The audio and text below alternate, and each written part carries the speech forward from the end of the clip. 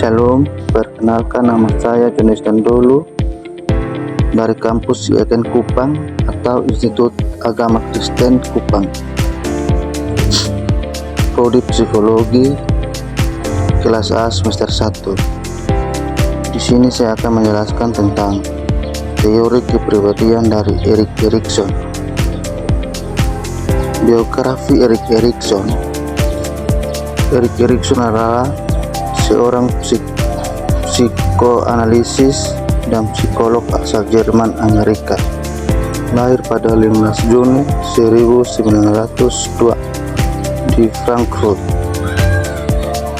Jerman, dan meninggal pada 12 Mei 1994. Erikson menikah dengan Johan Serson dan memiliki 4 orang anak.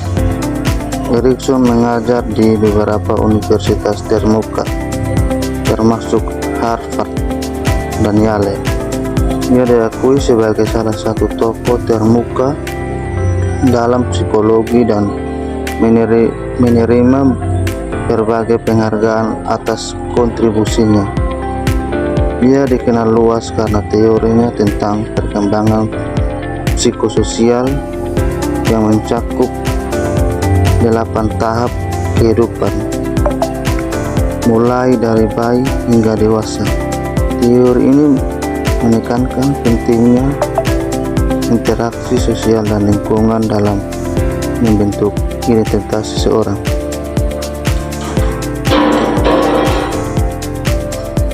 Sudut pandang Erik Erikson.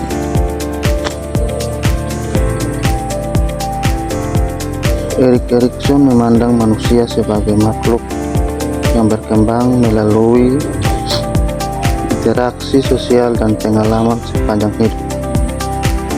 Ia percaya bahwa setiap individu menghadapi serangkaian krisis atau tantangan psikososial yang harus diatasi pada setiap tahap kehidupan. Proses ini berkontribusi pada pembentukan identitas dan karakter seseorang. Erikson menekankan bahwa manusia tidak hanya dipengaruhi oleh faktor biologis, tetapi juga oleh konteks sosial dan budaya. Dengan demikian, perkembangan manusia adalah hasil dari hubungan yang kompleks antara individu dan lingkungan mereka. Pandangan ini menunjukkan bahwa identitas adalah sesuatu yang dinamis dan terus berkembang, bukan statis. Erikson menyatakan bahwa pertumbuhan manusia berjalan sesuai prinsip epigenetik yang menyatakan bahwa kepribadian manusia berjalan menurut 8 tahap. Berkembangnya manusia dari satu tahap ke tahap berikutnya ditentukan oleh keberhasilannya atau ketidakberhasilannya dalam menempuh tahap sebelumnya. Erikson juga berpendapat bahwa pembentukan rasa diri yang stabil sangat penting bagi perkembangan yang sehat dan hubungan di masa depan. Konsep utama teori Erikson. Tahapan psikososial. Tahap 1.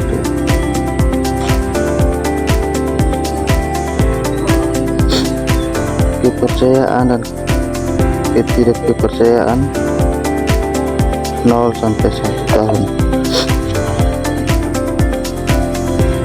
Pada tahap ini, bayi belajar untuk mempercayai orang-orang di sekitar mereka. Jika kebutuhan dasar pada tahap ini, bayi bergantung pada pengasuh.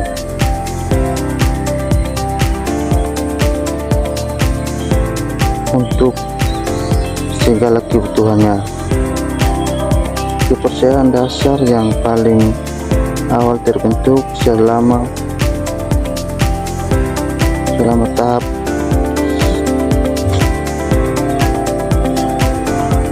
sensorik oral dan ditentukan oleh bayi lewat kapasitasnya untuk tidur dengan tenang.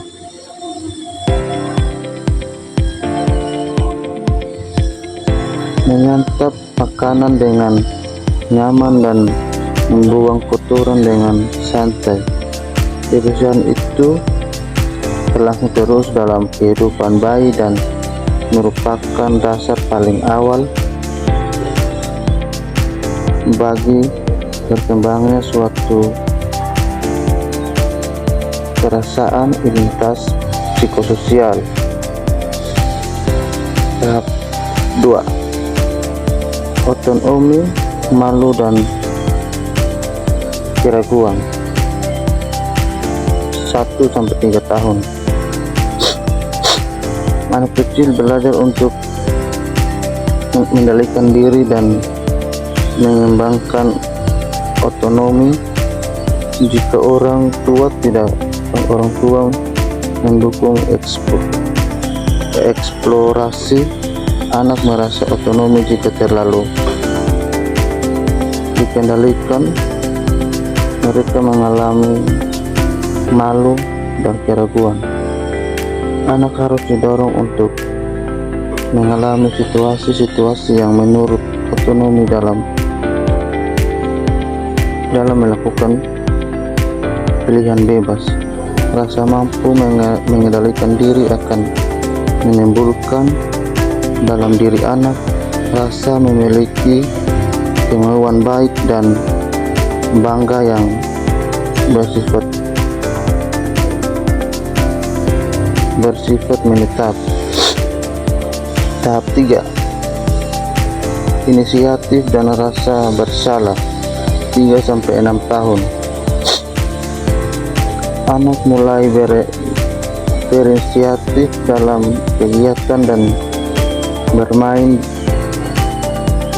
Dukungan akan inisiatif ini membangun rasa percaya diri. Jika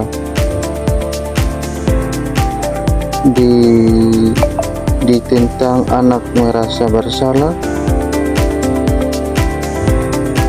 Selama tahap ini anak menampilkan diri lebih maju dan lebih seimbang secara fisik maupun kejiwaan. Tujuannya adalah nilai yang menonjol pada tahap perkembangan ini. Kegiatan utama anak dalam tahap adalah bermain dan tujuan tumbuh. Kegiatan bermainnya eksplorasi usaha, kegagalannya, serta eksperimen dengan alat permainannya. Tahap 4.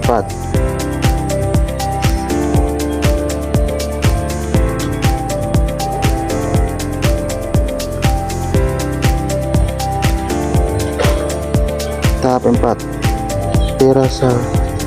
Perasaran dan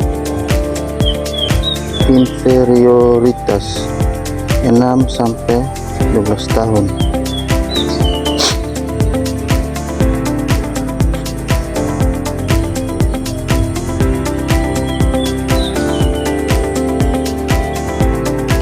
Anak belajar untuk berkompetisi dan bekerja sama dengan teman sebaya.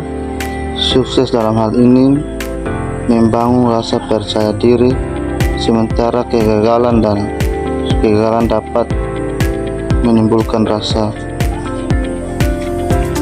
inferior. Tahap 5. Identitas dan kebingungan identitas. 12-18 tahun.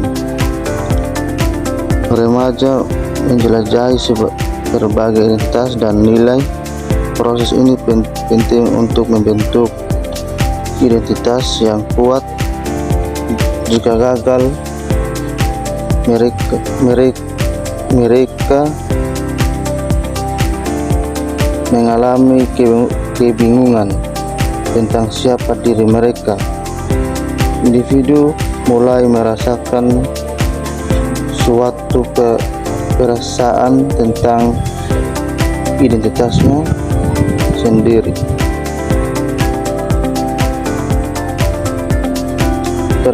Perasaan bahwa ia adalah manusia unik, namun siap untuk memasuki suatu peranan yang berarti di tengah masyarakat. Entah peranan ini bersifat menyesuaikan diri atau bersifat memperbaharui. Tahap 6. Keintiman dan isolasi 18-40 tahun. Di tahap ini individu mencari hubungan intim dan persahabatan yang bermakna, berhasil dalam membangun hubungan ini mengarah pada intimasi. Kegagalan dapat menghasilkan isolasi, tahap di mana orang dewasa awal siap dan ingin menyatukan identitas dengan orang lain agar memiliki arti sosial yang bersifat menetap. Maka genitalitas membutuhkan seseorang untuk dicintai dan diajak mengadakan hubungan seksual, dan dengan siapa seseorang dapat berbagi rasa dalam suatu hubungan kepercayaan. Tahap 7.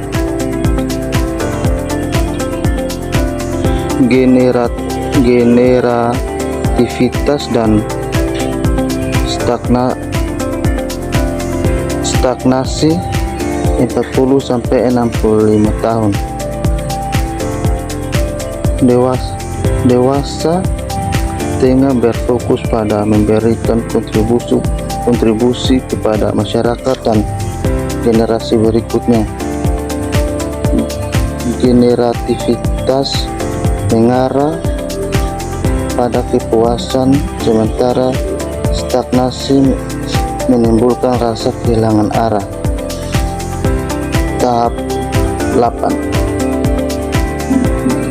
Integritas dan keputusasaan 65 tahun ke atas. Pada tahap